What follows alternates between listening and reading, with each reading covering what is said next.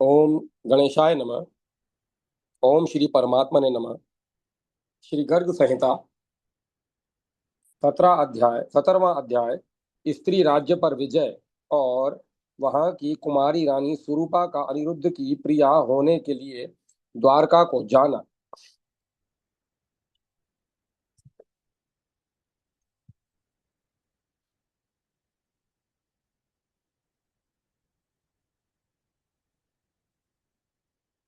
श्री गर्ग जी कहते हैं, तदंतर वहां से छूटने पर परम उज्जवल अंगों वाला अनिरुद्ध का अश्व यदुकुल के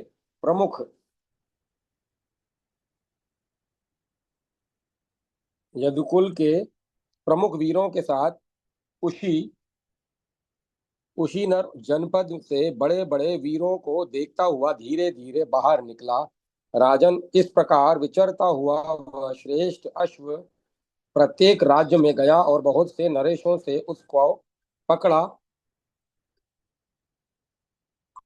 बहुत से नरेशों ने उसको पकड़ा तथा छोड़ा।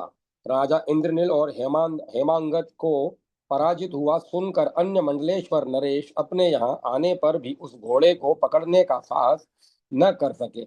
नरपश्रेष्ठ, बहुत से वीर विहीन देशों का अवलोकन करके वह श्रेष्ठ घोड़ा स्वेच्छा से घूमता हुआ स्त्री राज्य में जा पहुंचा। वहां कोई स्वरूपा नाम वाली सुंदरी राजकन्या राज्य करती थी। बहुत कहते हैं वहां कोई पुरुष राजा जीवित नहीं रहता। ब्रजनाभ वज्रनाभ उस देश में किसी स्त्री को पाकर जो काम भाव से उसका सेवन करता है, वह एक वर्ष के बाद कदापि जीवित नहीं रहता। स्त्री राज्य के नगर में फूलों से भरा हुआ एक सुंदर उद्यान था। वहाँ लवंग लताएं फैली हुई थी और इलायची की सुगंध भीनी रहती थी। पक्षियों और भ्रमरों की मीठी बोली वहां गूंज रही थी। उस नगर में पहुंचकर घोड़ा उस उद्यान में एक इमली वृक्ष के नीचे खड़ा हो गया। वहां की सब स्त्रियों ने देखा, बड़ा मनोहर श्याम कर्ण घोड़ा खड़ा है। वहां के ब्राह्मण, क्षत्रिय, वैश्य और शूद्र भी उसे देखने के लिए गए। नरेश्वर, उस घोड़े को देखकर स्त्रियों ने अपनी स्वामिनी से उसकी चर्चा की। वह चर्चा सुनकर रानी छत्र और चंवर से विजित हो रथ पर बैठी और करोड़ों स्त्रियों के साथ उस घोड़े को देखने के लिए गई।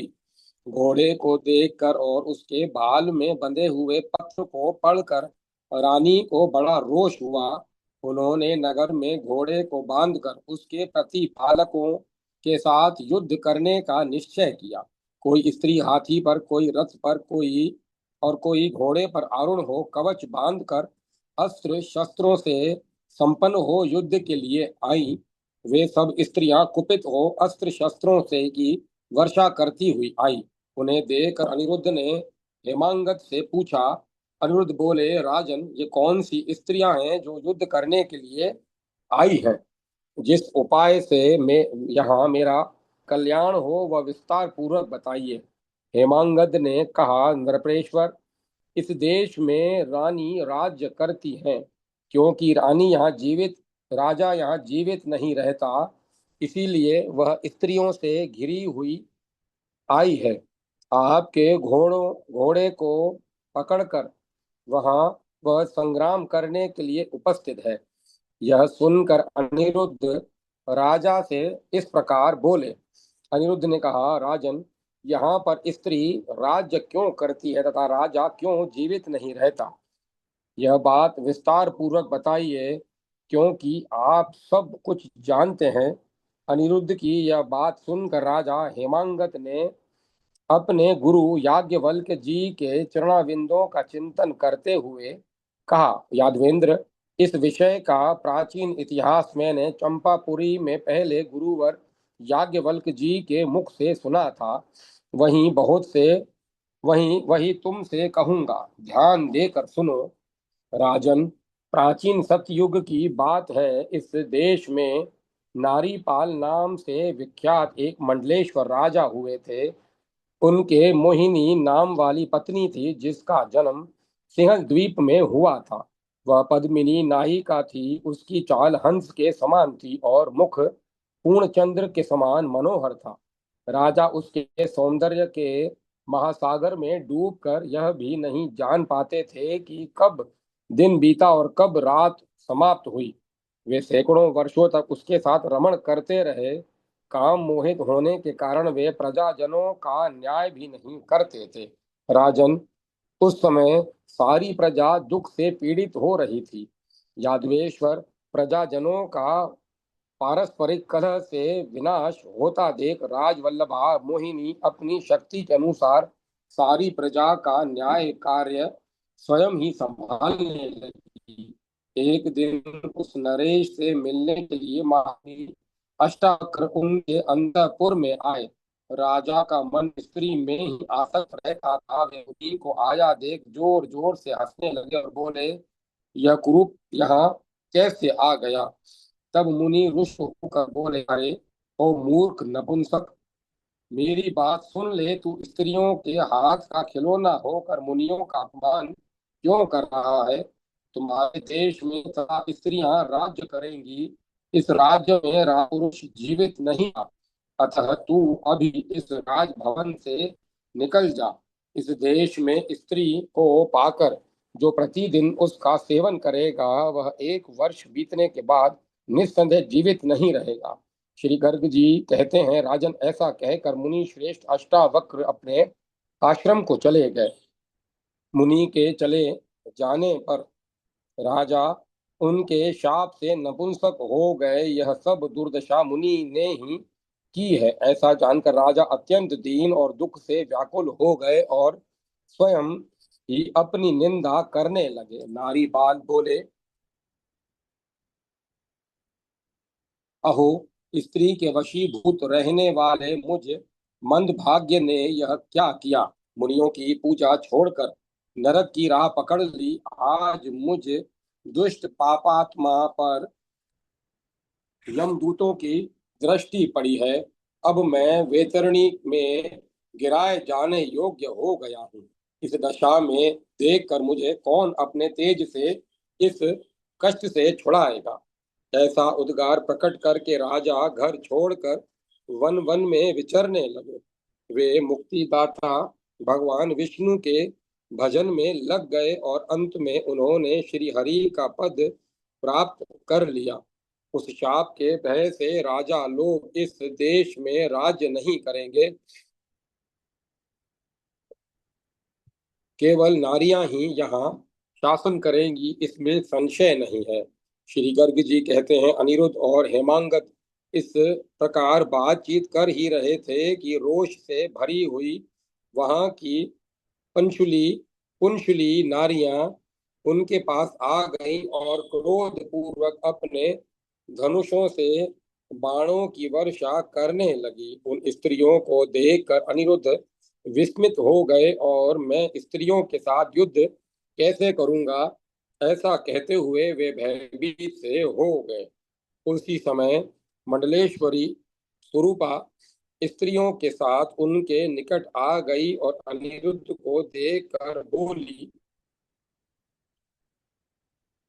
रानी ने कहा, वीर, रणभूमि में खड़े हो जाओ, खड़े हो जाओ, मेरे साथ युद्ध करो। तुम तो बहुत बड़ी सेना के साथ हो, फिर युद्ध स्थल में व्यर्थ सोच में क्यों पड़ गए हो? तुम बड़े मानी हो। मैं इस सम्रांगण में वृष्णि वंशी योद्धाओं सहित तुमको पराजित करके अपना कीड़ा मृग बनाऊंगी, क्योंकि तुम्हें देखकर मैं मदन ज्वर से पीड़ित हो गई हूँ।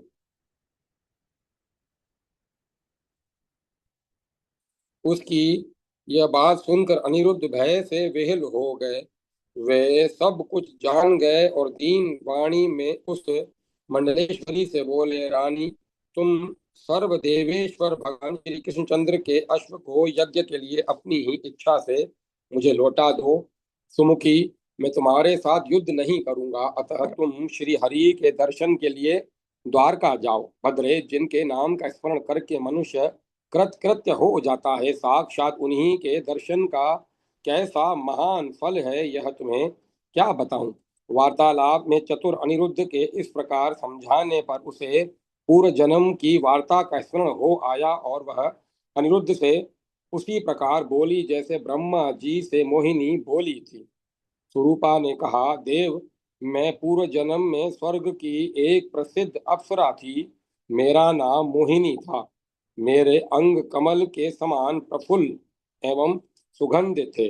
मेरे नेत्र भी कमल दल के समान विकसित और विशाल थे। एक दिन की बात है, पद्म योनि ब्रह्मा जी हंस पर आरूढ़ हो कहीं जा रहे थे। उन्हें देखकर मैं उनके निकट गई और बोली, आप मुझे अंगीकार करें। तब ब्रह्मा जी ने मुझे ग्रहण नहीं किया। तब मैं शाप देकर कुकुत गति नदी के तट पर गई और वहां दुष्कर तपस्या करने लगी। मेरी तपस्या से ब्रह्मा जी संतुष्ट हो गए। वे तपस्या के अंत में मेरे पास आए और प्रसन्न चित्त हो मुझे मुझ तपस्विनी से बोले, वर मांगो। उनका यह कथन सुनकर मैं मोहिनी बोली, देव देव, आपको नमस्कार है। लोकेश, मैं यही वर मांगती हूँ कि आप मुझ दीन तपस्विनी का वर्ण करें। मैं दुखित होकर आपकी शरण में आई हूँ।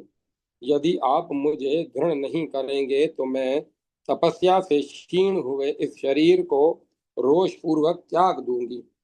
मेरी यह बात सुनकर ब्रह्मा जी ने कहा, भामिनी, शोक न करो भद्रे। दूसरे जन्म में तुम्हारा मनोरथ पूर्ण होगा। मैं द्वारका में श्री हरि का सुंदर पुत्र होऊंगा।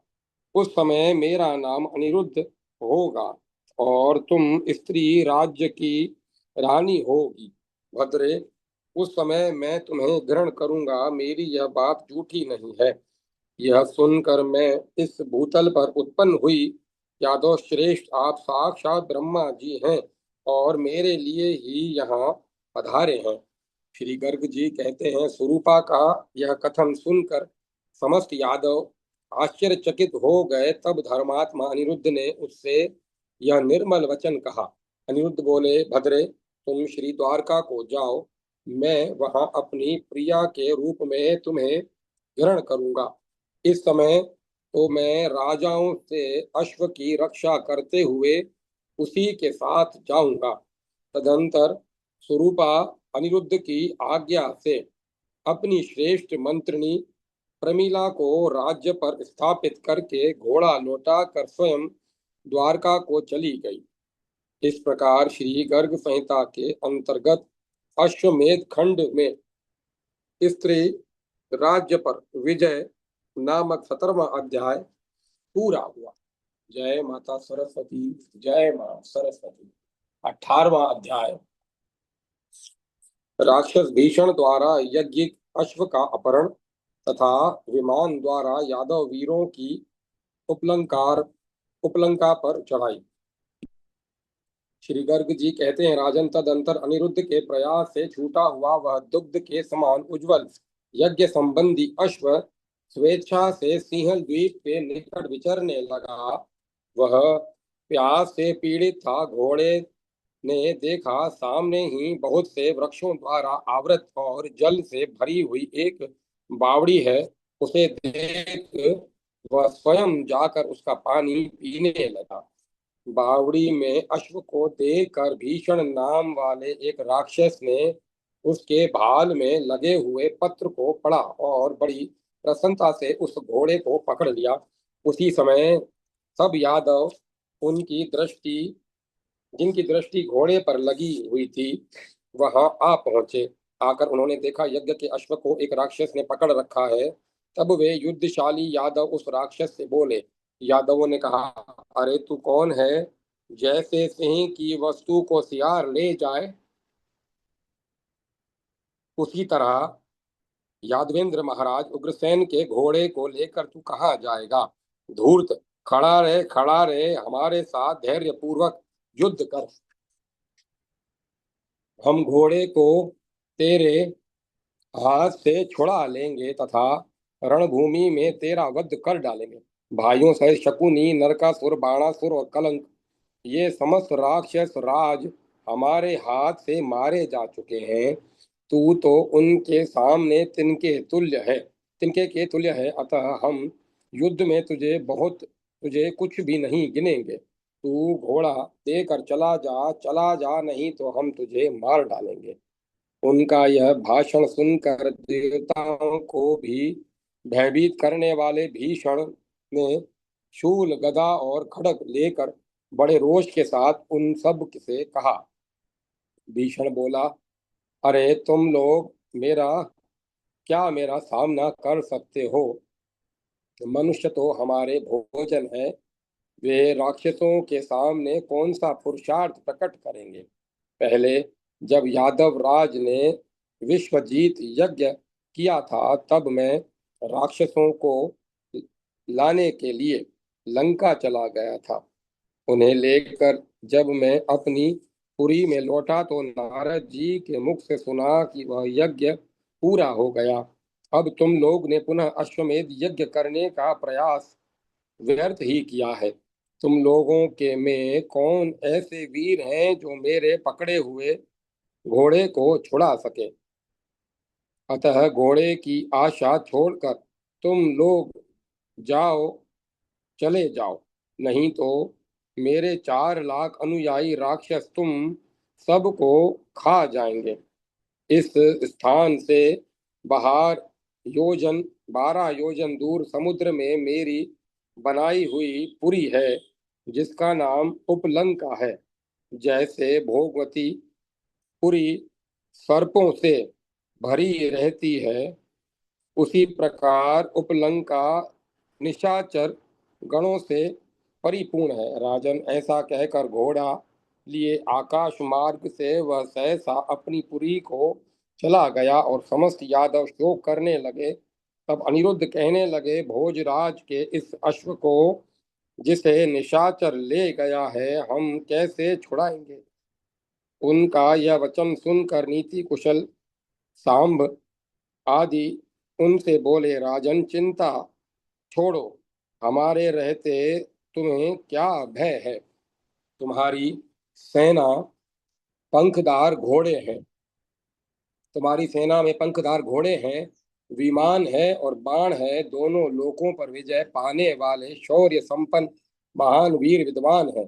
राजन, हम लोग घोड़ों से यात्रा करेंगे अथवा बाणों से पुल बांध कर जाएंगे, या भगवान विष्णु के दिए हुए विमान से शत्रु की नगरी पर आक्रमण करेंगे?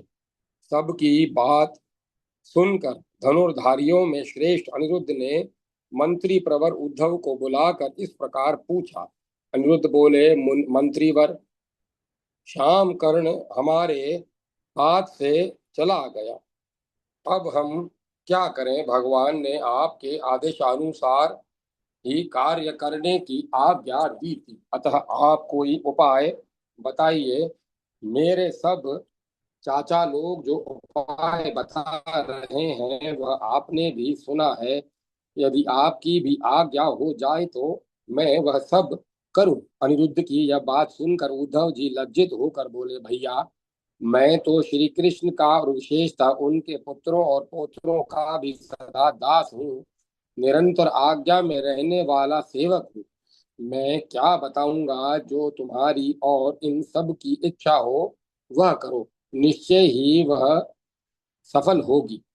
तब अनिरुद्ध ने कहा, यादवों, मैं भगवान विष्णु के दिए हुए विमान द्वारा 10 अश्वनी सेना के साथ दैत्य नगरी उपलंका में जाऊंगा।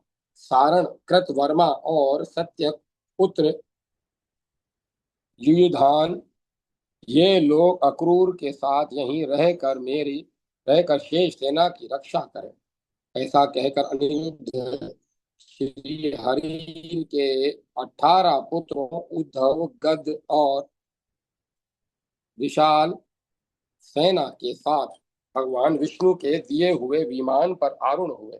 श्री कृष्ण के पौत्र तथा यादव वीरों से युक्त यह वह सूर्य बिंब के समान तेजस्वी विमान अपनी शक्ति से चालित होकर उसी प्रकार शोभा पाने लगा, जैसे पूर्व काल में कुबेर का विमान पुष्पक श्री राम और कपिराजों से युक्त होकर सुशोभित होता था। इस प्रकार श्री गर्ग संहिता के अंतर्गत अश्वमेध खंड में विमान पर आरोहण नामक 18वां अध्याय पूरा हुआ। जय माता सरस्वती। जय मां सरस्वती। 19वां अध्याय यादवों और निशाचरों का घोर युद्ध। अनिरुद्ध और भीषण की मूर्छा तथा चेतना एवं रणभूमि में बक का आगमन।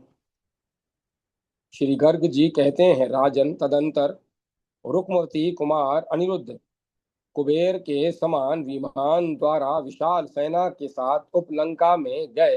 नरेश्वर वहां जाकर यादवों सहित अनिरुद्ध ने विषधर सर्प के समान विषाक्त बाणों द्वारा उस नगरी का और वहां के वन उपवनों का विध्वंस आरंभ कर दिया। वहां के क्रीड़ा स्थानों, द्वारों, भवनों, अट्टालिकाओं, छज्जों और गोपुरों पर उस विमान के अग्रभाग से अस्त्र शस्त्रों की वर्षा होने लगी। मूसल, शक्ति, परिघ, बाण और शिलाएं भी निरंतर पड़ने लगी।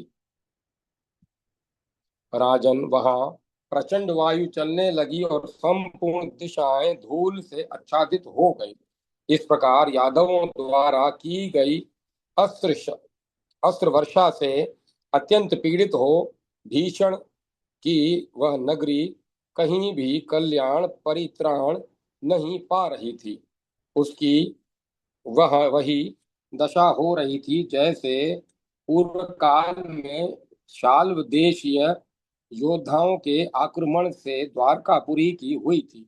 नृपश्रेष्ठ, उस समय उस नगरी में हाहाकार मच गया। भीषण आदि असुर भय से विहल हो गए।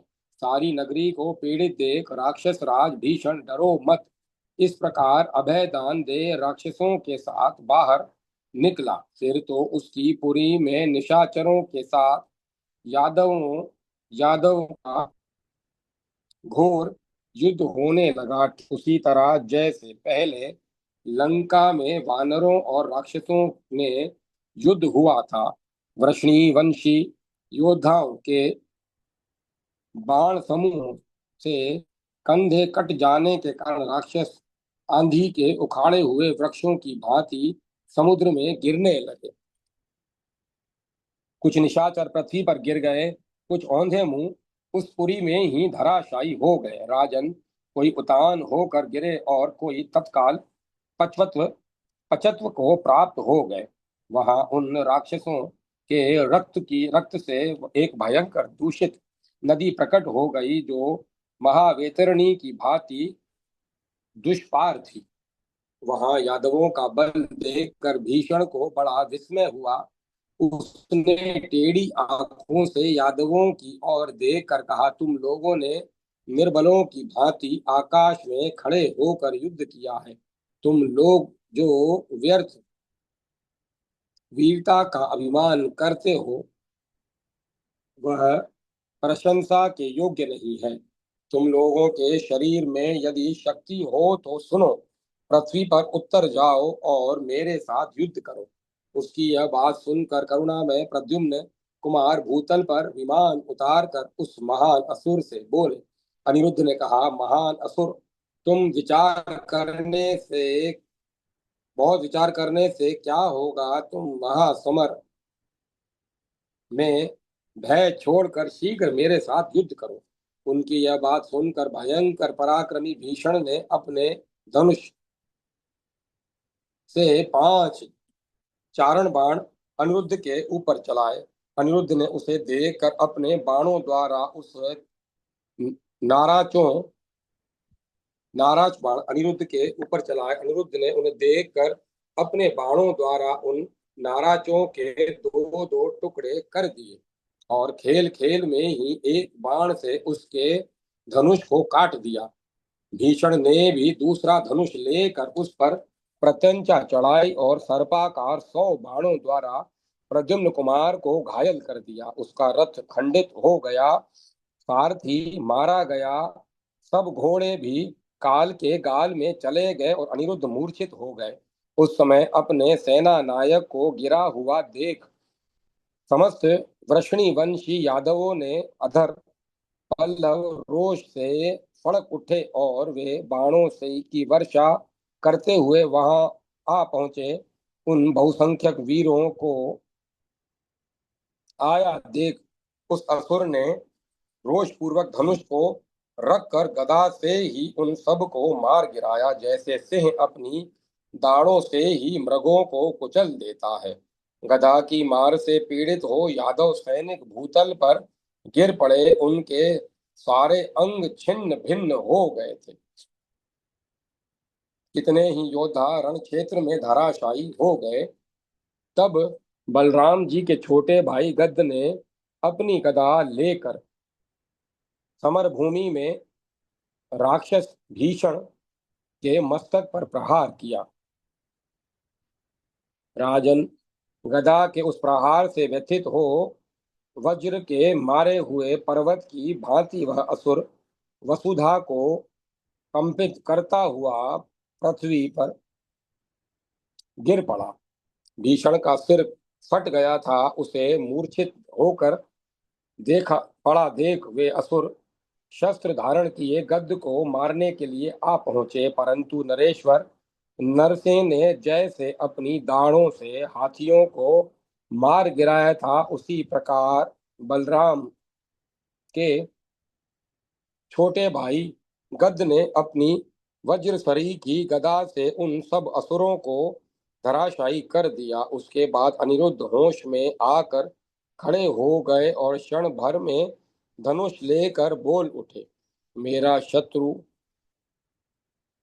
दुष्ट भीषण कहाँ गया, कहाँ गया।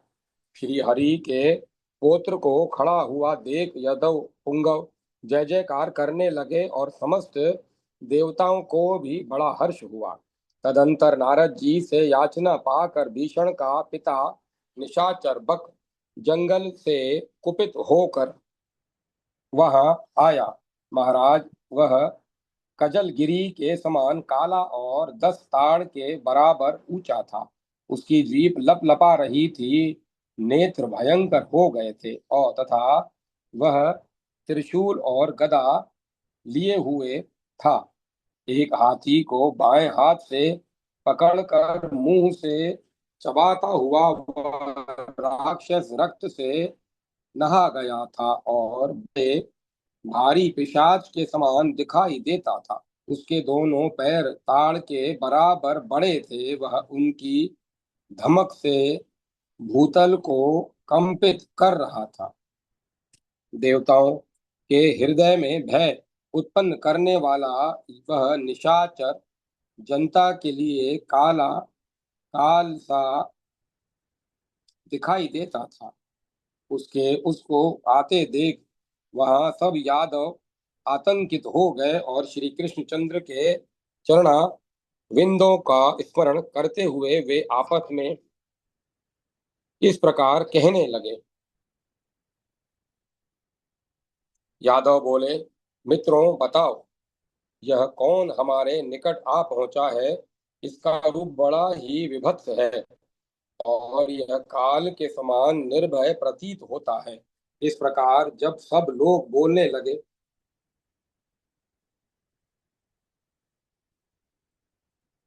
तो वहां महान कोलाहल छा गया। बक को देखकर वे सब निशाचर प्रसन्न हो गए। राजन, भीषण को मूर्छित देख राक्षस राज बक संग्राम में बारंबार हाँ देव कहता हुआ शोक मग्न हो गया। नरेश्वर तत्पश्चात 2 घड़ी में मूर्छा त्याग कर भीषण उठा और कहने लगा, मेरे भय से गद कहाँ भाग गया। अपने पुत्र को उठा देख उस नरभक्षी राक्षस को बड़ा हर्ष हुआ। उस वह बोलने में बहुत कुशल था। उसने बेटे को हृदय से लगाकर उत्तम वचनों द्वारा उसे आश्वासन दिया। महाराज, पिता को सहायता के लिए आया देख विभीषण भीषण ने महाराज पिता को सहायता के लिए आया देख भीषण ने प्रसन्नचित होकर उन्हें प्रणाम किया। इस प्रकार श्री गर्ग संहिता के अंतर्गत अश्वमेध खंड में बक का आगमन नामक 19वां अध्याय पूरा हुआ। जय माता सरस्वती। जय मां सरस्वती। 20वां अध्याय बक और भीषण की पराजय तथा यादवों का घोड़ा लेकर आकाश मार्ग से लौटना। श्री गर्ग जी कहते हैं, राजन तदंतर असुरों के बीच में खड़े होकर राक्षस बक ने भीषण से युद्ध का अभिप्राय कारण पूछा। बेटा, इन तिनकों के समान यादवों के साथ किस लिए युद्ध हुआ था जिससे तुम मूर्छित हो गए और बहुत से राक्षस मारे गए? यह तो बड़े आश्चर्य की बात है। राजन, बक के इस प्रकार पूछने पर भीषण ने मुंह नीचे करके अश्वमेध के घोड़े को पकड़ लाने के संबंध में सारी बात बताई। पुत्र की बात सुनकर बक ने अपनी गदा ले ली और यादव सेना में उसी प्रकार प्रवेश किया जैसे जंगल में दावानल प्रकट हो जाता है। जैसे सिंह सोए हुए मृगों को रौंद डालता है, उसी प्रकार सामने आए हुए यादवों को बक ने दोनों पैरों से, हाथों से, भुजाओं से और गदा के आघात से कुचल डाला। बक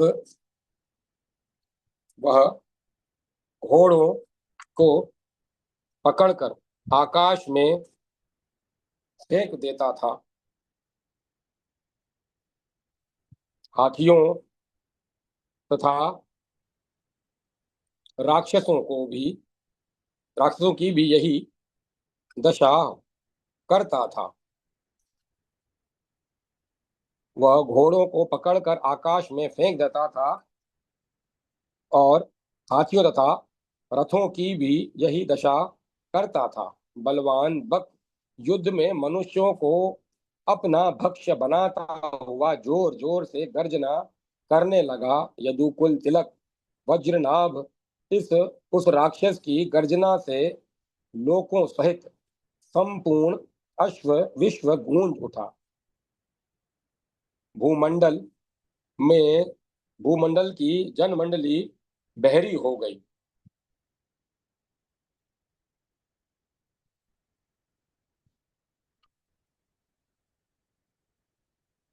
उसके उसके इस विपरीत युद्ध से समस्त यादव हाहाकार करने लगे और मन में अत्यंत खिन्न हो गए।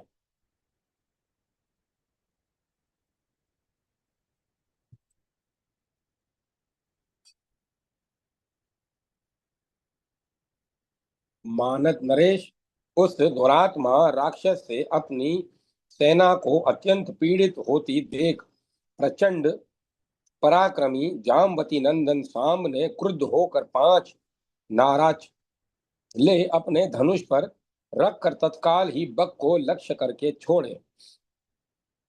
वे बाण उसके शरीर को विदीर्ण करते हुए तत्काल भूतल में घुस गए और भोगवती गंगा का जल पीने लगे। राजन, उन बाणों से के आघात से बक पृथ्वी को कंपित करता हुआ गिर पड़ा, किंतु पुनः उठकर मेघ गर्जना के समान सिंहनाद करने लगा। तब पुनः जामवती कुमार ने उसे 5 बाण मारे। उन बाणों के आघात से चक्कर काटता हुआ बक लंका में जा गिरा।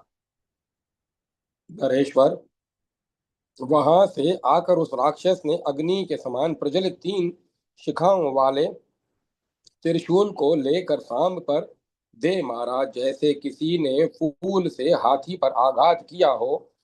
त्रिशूल को देख सांब ने शीघ्र बाण मारकर अनायास ही युद्ध स्थल में उसके टुकड़े टुकड़े कर डाले, जैसे गरुड़ ने किसी नाग को छिन्न भिन्न कर डाला हो। महाराज, तब रणधुर्मुद बक ने भारी गदा लेकर सांब के घोड़ों और सारथी को मार डाला।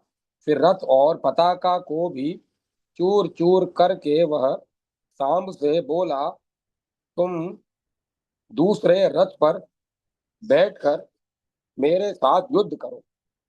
इस समय तुम रथहीन हो, इसीलिए रणभूमि में मैं अधर्म या अनायास से तुम्हें नहीं मारूंगा।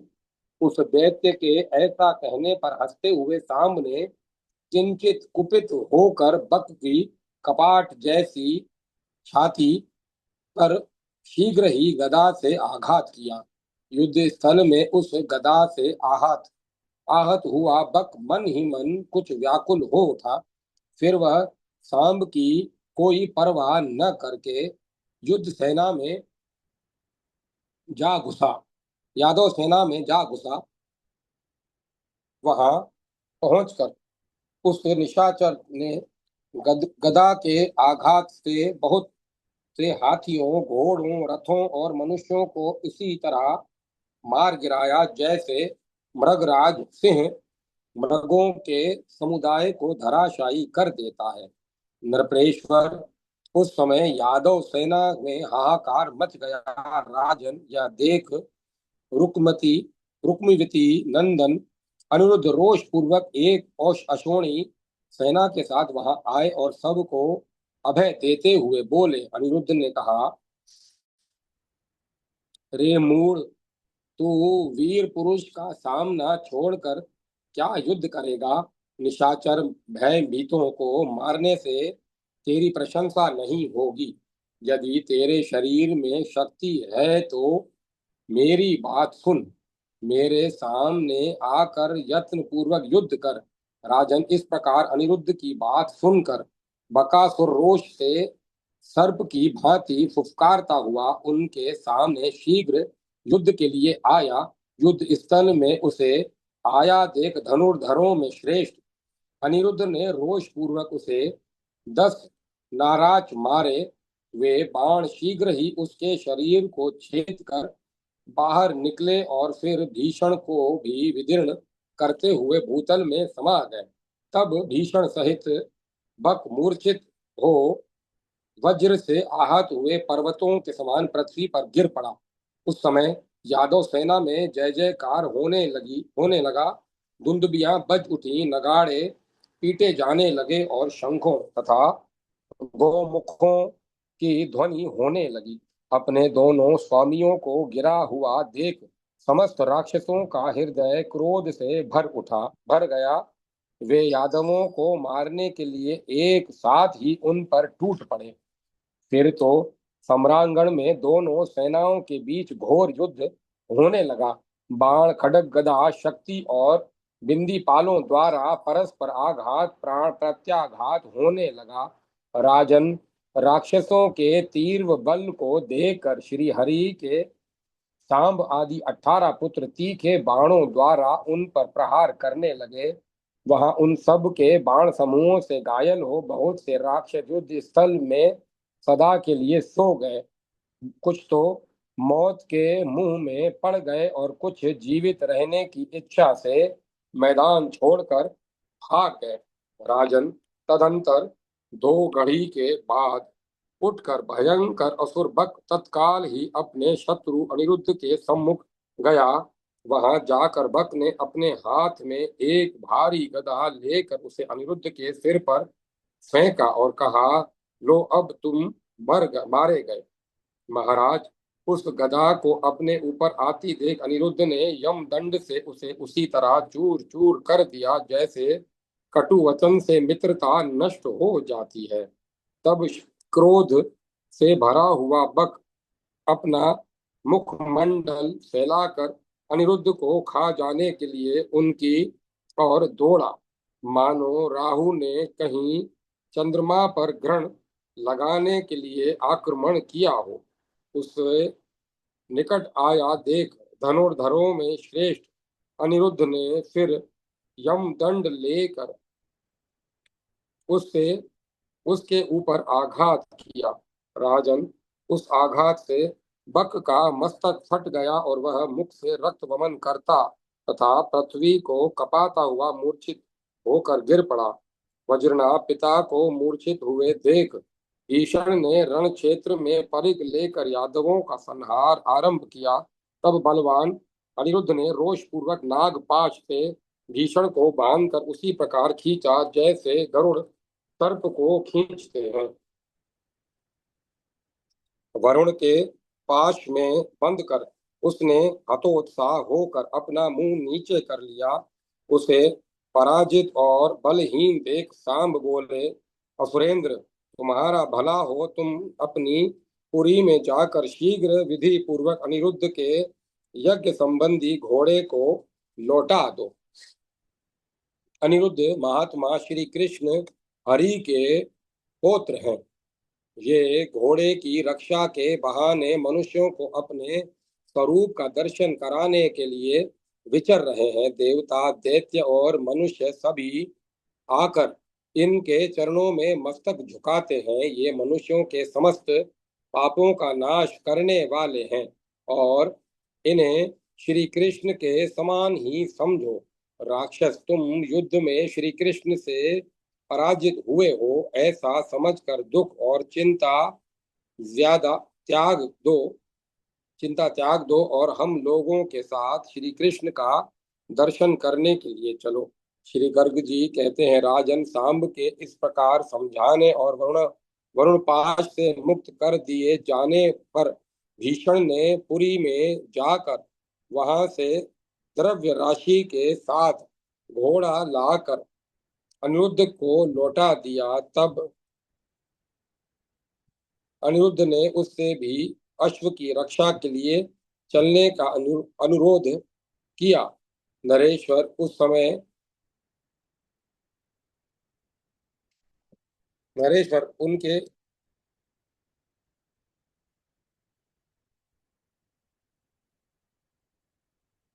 नरेश्वर उनके इस प्रकार अनुरोध करने पर भीषण ने कुछ सोच विचार कर उत्तर दिया। भीषण ने कहा, मेरे असुर पालक पिता जब सचेत हो जाएंगे तब मैं उनकी आज्ञा लेकर आऊंगा, इसमें संशय नहीं है। भीषण के ऐसा कहने पर प्रद्युम्न पुत्र अनिरुद्ध ने यादव सेना के साथ यज्ञ के घोड़े को विमान पर चढ़ा लिया और स्वयं भी उस पर आरूढ़ हो वे आकाश मार्ग से चल दिए। इस प्रकार श्री गर्ग संहिता के अंतर्गत श्री अश्वखंड में उपलंका पर विजय नामक 20वां अध्याय पूरा हुआ। जय माता सरस्वती। जय मां सरस्वती।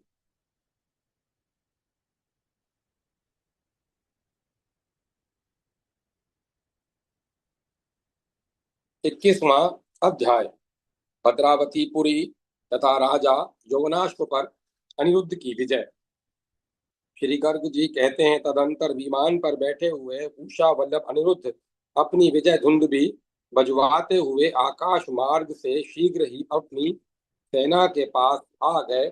उन सबको आया देख अक्रूर आदि यादवों ने मिलकर सारा कुशल समाचार पूछा और उन लोगों ने सब कुछ बता दिया।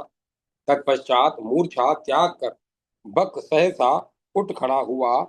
वहां यादवों को न देख कर उसने पुत्र से रोष पूर्वक उनके चले जाने का कारण पूछा। तब भीषण के पिता से समस्त वृतांत कह भीषण ने पिता से समस्त वृतांत कह सुनाया। उसकी बात सुनकर रोष से बक के होंठ फड़कने लगे और वह कुपित होकर बोला, मैं जानता हूं जैसे सिंह के डर से हिरण भागते हैं, उसी प्रकार यादव मेरे भय से विमान द्वारा भागकर कुश स्थली को चले गए।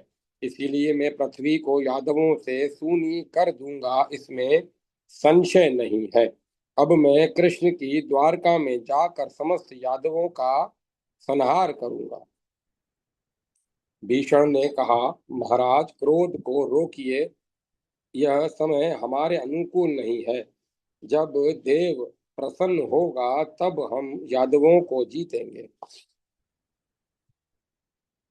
श्री गर्ग जी कहते हैं, राजन, पुत्र के इस प्रकार समझाने पर बकासुर चुप हो गया और वन जंतुओं को खाता हुआ वन में विचरने लगा। नरप्रेंद्र नरप्रेंद्र तदंतर अश्व का विधि पूर्वक अभिषेक करके श्रेष्ठ ब्राह्मणों को दान दे विजयी प्रद्युम्न पुत्र अनिरुद्ध ने कहा, विजय यात्रा के लिए उसको छोड़ा। प्रद्युम्न कुमार के छोड़ने पर वह अश्व द्वैत स्वर से हिनहिनाता हुआ बहुत से वीर युक्त देशों का दर्शन करता हुआ भद्रावतीपुरी में जा पहुंचा।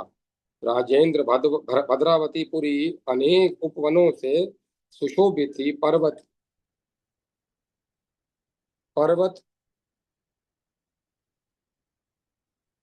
दुर्ग से घिरी हुई थी तथा राज रजत में मंदिर उसकी शोभा बढ़ाते थे।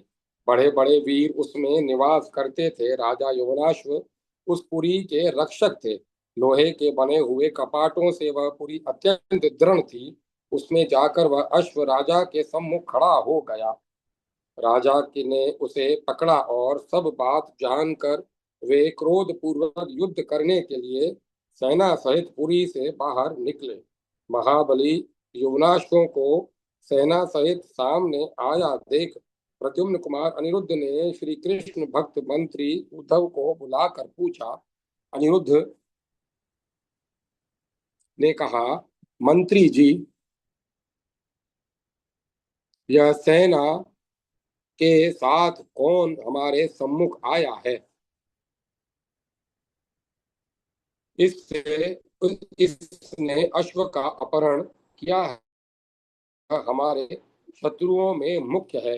अतः इसके विषय में आप सारी बातें बताइए। उद्धव बोले, सत्पुरुषों में श्रेष्ठ अनिरुद्ध, इस राजा का नाम यवनाश्व है। यह मरुधन्व देश के स्वामी का पुत्र है और अपने पिता के दिवंगत होने पर यहाँ राज्य करता है। महाराज, अभी यह 16 वर्ष की अवस्था का है। अपने दुष्ट मंत्री के कहने से यह युद्ध अवश्य करेगा, परंतु आप इसका वध कदापि न करें। यह सुनकर बहुत अच्छा कहकर अनिरुद्ध युद्ध स्थल में यवनाश्व के साथ उसी प्रकार युद्ध करने लगे जैसे सिंह हाथी से लड़ रहा हो। उषापति अनिरुद्ध ने युवनाश्व को यवनाश्व को तीन अश्वनी सेना का युवनाश्व की 3 अश्वनी सेना का संहार करके उसे रथहीन कर दिया और राजकुमार से यह उत्तम बात कही। अनिरुद्ध बोले, राजन, मुझे घोड़ा लौटा दो, अन्यथा मेरे साथ युद्ध करो। उनकी यह बात सुनकर और उन्हें श्री कृष्ण का पौत्र जान राजा को बड़ा भय हुआ। अपने उसने अनिरुद्ध को विधि पूर्वक यज्ञ का घोड़ा समर्पित कर दिया और उनसे निमंत्रित हो उस राजा के उस राजा ने हाथ जोड़कर कहा। यवनाश्व बोला, नरप्रेश्वर, जब द्वारका में यज्ञ होगा उस समय मैं भगवान श्री कृष्ण चंद्र के चरणाविंदों का दर्शन करने के लिए आऊंगा। तदंतर अनिरुद्ध ने उसे उसके राज्य पर प्रतिष्ठित कर दिया। यवनाश्व ने उनके चरणों में प्रणाम किया और विजयी अनिरुद्ध ने उस श्रेष्ठ घोड़ों को पुनः विजय के लिए छोड़ा। इस प्रकार श्री गर्ग संहिता के अंतर्गत अश्वमेध खंड में भद्रावती पर विजय नामक 21वां अध्याय पूरा हुआ। जय माता सरस्वती, जय मां सरस्वती। 22वां अध्याय यज्ञ के घोड़े का अवंतीपुरी में जाना और वह अवंती नरेश की ओर से सेना सहित यादवों का पूर्ण सत्कार होना। श्री गर्ग जी कहते हैं, महाराज, यदुकुल तिलक वीरवर अनिरुद्ध का वह घोड़ा अनेक जनपदों का अवलोकन करता हुआ राजपुर जनपद में जा पहुंचा। मार्ग में सफरा क्षिप्रा नदी का दर्शन करके वह अवंतिका उज्जैनी के उपवन में जा खड़ा हुआ। उसी समय श्री कृष्ण के गुरु महात्मा विप्रवर सांदीपनी स्नान करने के लिए घर से चलकर वहां आए। उन्होंने तुलसी की माला पहन रखी थी, कंधे पर धोत वस्त्र रख छोड़ा था और मुख से वे श्री कृष्ण नाम का जप कर रहे थे। उन्होंने वहां पानी पीते हुए श्वेत एवं श्याम कर्ण घोड़े को विमान घोड़ों श्याम कर्ण घोड़ों को जिसके भाल देश में पत्र बंधा हुआ था देखा। देखकर पूछा, किस नरप्रेश्वर ने इस यज्ञ के घोड़े को छोड़ा है? नरेश्वर, यह वह राजकुमार बिंदु को स्नान करते देख उन्हें घोड़े के विषय में जानकारी प्राप्त करने के लिए जाकर प्रेरित किया। महाराज, तब राजाधी देवी के वीर पुत्र बिंदु ने अन्य बहुत से वीरों के साथ जानवर वीरपुत्र तब राजाधिदेवी के वीरपुत्र बिंदु ने अन्य बहुत से वीरों के साथ जाकर सहसा उस घोड़े को पकड़ा और उसका भली भांति निरीक्षण करके लौटकर गुरु सांदीपनि को प्रणाम करके उसके विषय में बताया। तत्पश्चात गुरु के आदेश से प्रसन्न हो राजकुमार घोड़ा लेकर आए और हर्षपूर्वक गुरु जी को दिखलाने लगे। सांदीपनि ने भाल पत्र पढ़कर प्रसन्नता पूर्वक राजा को बताया। सांदीपनि बोले, राजन, इसे राजा उग्रसेन का घोड़ा समझो। प्रद्युम्न कुमार अनिरुद्ध इसकी रक्षा में आए हैं। यह अश्व अपने इच्छा अनुसार घूमता हुआ यहाँ तक आ गया है। अब अनिरुद्ध भी यहाँ आएंगे। उनके साथ और भी मनुष्य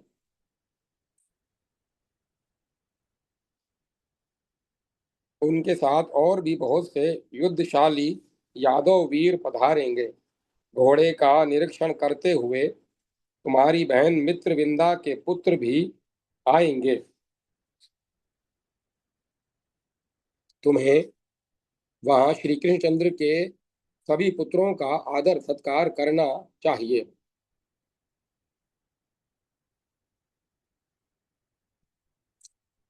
मेरे कहने से तुम युद्ध का विचार छोड़कर घोड़ा उन्हें लौटा देना। गुरु का यह कथन सुनकर धनुर्धर शूरवीर राजकुमार वहां चुप रह गए। उसका मन घोड़ों को पकड़ ले जाने का था। उसी समय यादव सेना का कोलाहल सुनाई पड़ा, जो समस्त लोगों के मान का मर्दन करने वाला था।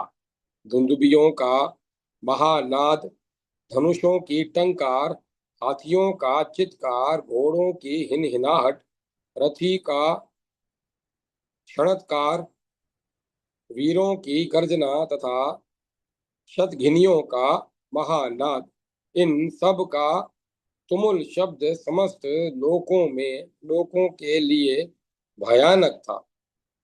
उसे सुनकर राजकुमार बिंदु को बड़ा विस्मय हुआ।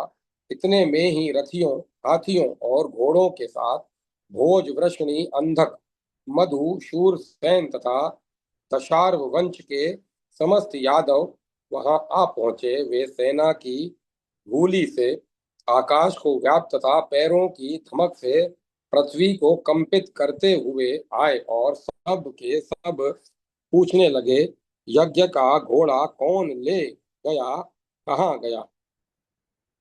उस समय समस्त अन्वेषकों ने पुष्प वाले वृक्षों से व्याप्त अत्यंत अद्भुत उपवन में चामर बंधे हुए घोड़े को देखा, जिसे राजकुमार बिंदु ने अनायास ही पकड़ लिया था। यह देख सब ने अनिरुद्ध के निकट जाकर इसकी सूचना दी।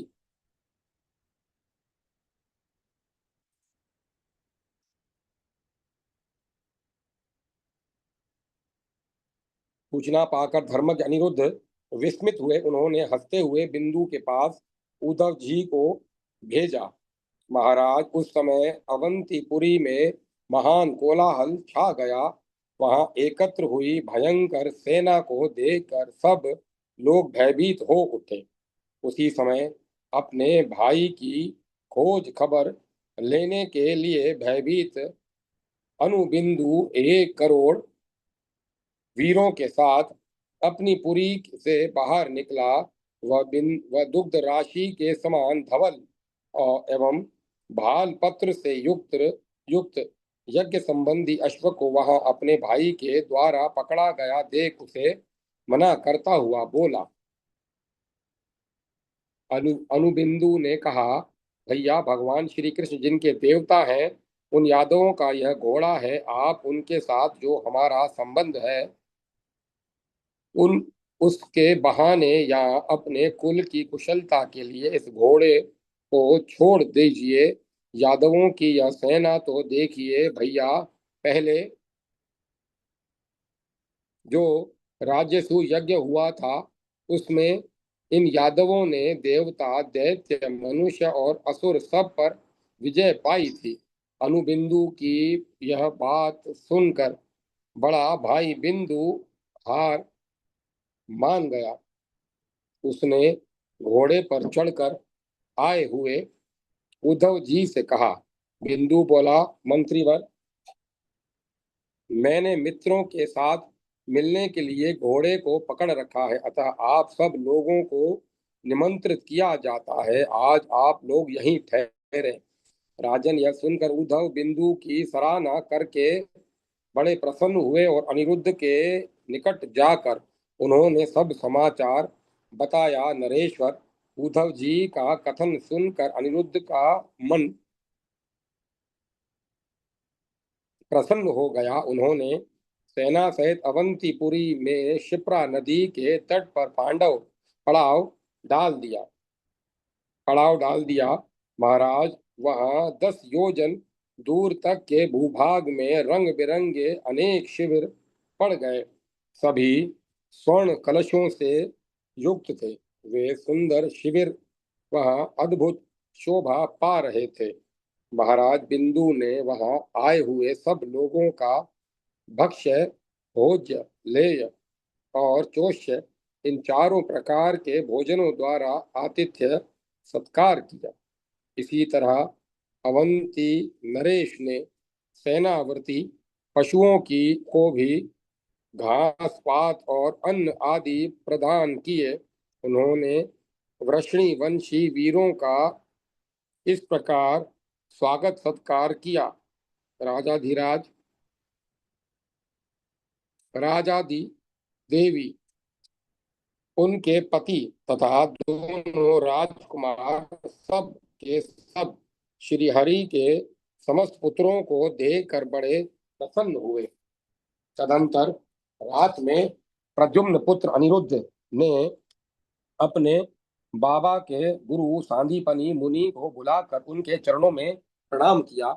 उन्हें आसन देकर बैठाया और उत्तम रीति से उनका पूजन करके कहा, भगवान, द्वारका में भगवान श्री कृष्ण की आज्ञा से चक्रवर्ती यदुकुल तिलक महाराज उग्रसेन अश्वमेध यज्ञ कर रहे हैं।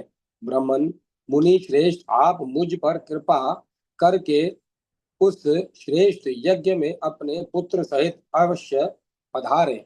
अनिरुद्ध का यह वचन सुनकर श्री कृष्ण दर्शन के अभिलाषी सांदीपनि मुनि ने वहां चलने का निश्चय किया। इस प्रकार श्री गर्ग संहिता के अंतर्गत अश्वमेध खंड में अवंतिका गमन नामक 22वां अध्याय पूरा हुआ। जय माता सरस्वती। जय मां सरस्वती। ओम नमो नारायण। ओम नमो भगवते वासुदेवाय। ओम नमः शिवाय। ओम ऐं ह्रीं क्लीं चामुंडाय विच्चे। राम लक्ष्मण जान की जय बोलो हनुमान की। जय श्री राधे कृष्ण राधे कृष्ण राधे कृष्ण। ओम तत्सत। ओम तत्सत।